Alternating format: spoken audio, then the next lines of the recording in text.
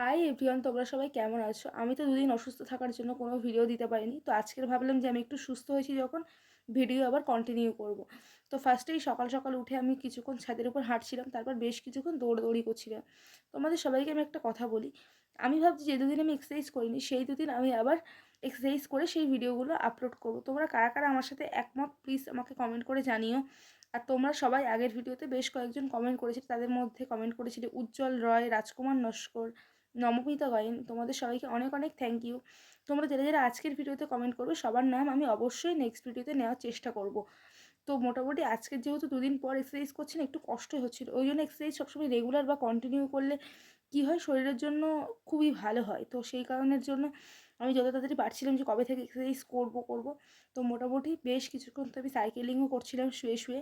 আর আজকে এক্সারসাইজ করছি একটু বেশিই কষ্ট হচ্ছিলো। তো মোটামুটি আজকে তো সাইকেলিং করার পর বাটারফ্লাইও করছিলাম। আর আজকে বাটারফ্লাই আমি করেছি 3 সেট 50টা 50টা করে, আমার অতটা ঠিক মনে পড়ছে না।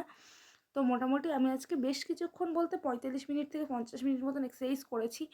তো তারপর এই তো এই এক্সারসাইজের পর আমি এবার প্ল্যান করলাম। আজকের ভিডিওটা এইটুকুই, দেখা হচ্ছে পরবর্তী ভিডিওতে। তোমাদের কীরকম লাগলো তোমরা কিন্তু প্লিজ কমেন্ট করো। টাটা।